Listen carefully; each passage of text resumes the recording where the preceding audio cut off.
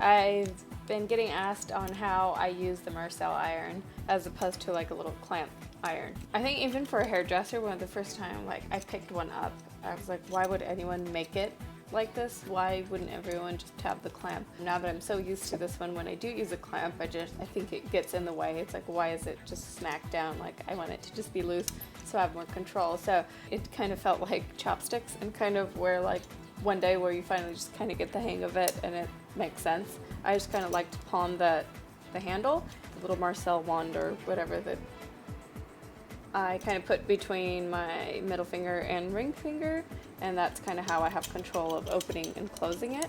And then as you're like winding it around the hair, it swivels, and that's where I feel like I have so much control, as opposed to the one that just clamps and then you're kind of like winding it around the hair. The other thing that I like to do is when you're creating like a soft Victoria's Secret or sexy like wave, I like to kind of start at the top of the hair, you know, like kind of up here.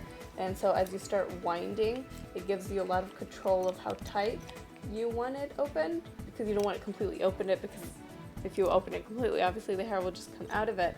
And if it's too tight, obviously you can't kind of pull the iron out towards the ends of the hair, and while still kind of controlling and holding that hair in place. So that's where I feel like I have a lot of control with this one. Overall, in the outcome, it does change the outcome of the wave because of how much control you have. I think it's better on the wrist because as a hairdresser, I mean, if you're using a curling iron every day, that puts a lot of stress and strain on your wrists, and that can lead to carpal tunnel and all of that. So kind of leaving the wrists as relaxed as possible is obviously key.